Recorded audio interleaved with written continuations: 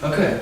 I'm Tom Horsfield, Marine Sports Science Year 2, and I found a fact the other day which surprised me. I was like, approximately 1,500 accidents happen annually in the UK in relation to outdoor bodies of water.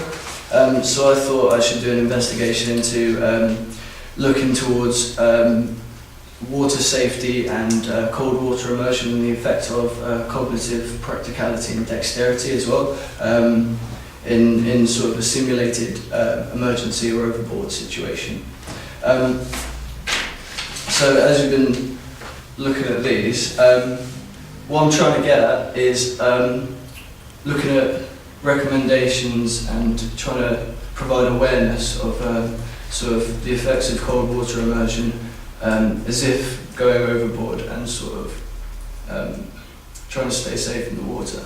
So what my research will actually be on is being taken a couple of subjects down into the cold water tank that's over in the Marine School, and what I'll be doing is inserting them into the water and sorry, I'm quite nervous. Unzipping a bag with after being in cold water for a minute and having the neural pathways to your fingers and things like that, so it affects your dexterity. And so you'd be unzipping a bag, and then they'd obtain a emergency handheld flare, which would be a dummy version. And what I'd be testing is the time it takes, so I'll do it several times, the time it takes for the cold water to take effect on how you can take these precautionary measures when in an overboard sort of simulation. Yeah, that's what I'll be looking at really. And the sort of resources that I will be needing is the stopwatch, because I'll be timing it to see how long it takes afterwards, and also the flare the bag, some precautionary measures like towels and things like that. And what we've been looking at is a dunk tank. If this one that we can't use, because if it gets to the winter, if something happens and we can't do it straight away, if it gets to the winter, this one gets a little too cold to be tested on. So I talked to someone over in Portsmouth at the Royal Naval Base, and they've got a sea survivals facility, and we're waiting to hear back from them now. I've done this with Tom Batch, who's going to be doing the last presentation. We've decided to come together for efficiency and use the same subject and stuff like that. So basically what they have is the sea survival facility where you can keep the same temperature and sort of make it a proper simulation and take away any variables that would otherwise happen out in the water or in the tank over there.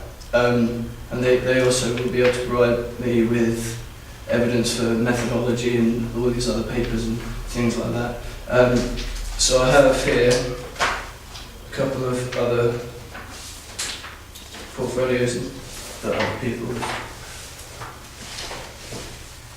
and these are in relation to, so I've tried to get a spread of the effects of cold water immersion on the reaction system, the psychological effects, and also how it can, yeah, this one. Tom, we've got to stop you there. Sorry. It's all right. Yeah. Okay. Any questions? Yeah. What are you trying to achieve? I'm trying to provide awareness and perhaps even recommendations for out in the water. So if I were to get statistics to show for how long being in an emergency situation in some cold water, for showing how long it would take for you or how difficult it is to set off a flare. Just my flare is just the example. So you're going to put something in cold water, and at sequentially at different amounts of time, you're going to say how long is it take to do a dexterity test, Yep. and you're going to see if it takes longer, the longer they are in water you expect them to. So at what point do they become unable to help themselves? Yeah. Is that right? Yeah. Which has not been done before. Well, there's a series of, like this one for example, it says changes in manual dexterity following short-term hand and forearm insertion. But I'll be doing it for full body insertion because it also affects your reaction time and things like that. So it's a bit more of a simulation of a real situation. And that's another one to pass around. It seems quite dangerous, Tom, for your subjects. Yeah. Have you still thought about risk assessments and health and safety and how you're going to control that? Well, my original plan was to go out into the water and do it in the harbour, but that So leave people off the side of the that turned out to So you and James Smith are doing it here? James Smith, You and James Smith? Tom's bachelor. Tom's actually on the next page. Sure. Yeah. He's doing a similar project, so just to use the same Well, subject. you could do it with each other, couldn't you? We could. Instead of involving some other chorus. Yeah. What we also want to do is sort of get a different series of people, so have a few males, a few females, and different body sizes, or healthy people, obviously. But in terms of risk assessment, like taking away the variables by putting them in the tank. That was sort of why I spoke to these people in Portsmouth. As well. So you work at the 1,500 bodies of water are UK bodies of water. Mm. Is it inland or is it sea as well? It's both. Both of them. Yeah. So you're going to go from, I don't know, 16 to 7 or 8 degrees, depending on what it is. So what temperature are you going to pick? Well, 10 degrees is as of that one. That's what the tank is. Yeah. Right. So that's, yeah. But yeah, if I managed to get over to Portsmouth, then they can interchange and do whatever. But why don't you just concentrate on what you've got? And how are you going to persuade these poor devils to get in there? Well, I'm waiting to hear back from them as you speak, actually. But No, your subjects. Are you going to pick people in the college? on the subjects, Yeah. well, we've had some willing people from Marine Science Year 1. Just a couple of First They haven't got a choice. That's your son, well done. That's it, surprising. Yeah, so they'll all be similar age and similar sort of. I think you might be, if you've got a tank, get on and do it. If you're lucky to spin off the pools and all the rest of it, it's going to take time and money to do it. You're not going to learn. Well, what are you going to learn? You're not going to learn here. Get on. Mm. Stop doing it. Yeah. Any other comments or questions before we feedback? No questions. Okay. Feedback? I think. Sorry, John. Go on. Go on. I think you presented pretty well overall, Tom. You spoke clearly. You could tell you were really nervous, but you kept on top of the nerves, I think, overall. So well done on that front, yeah. Why have you got your dancing suit on?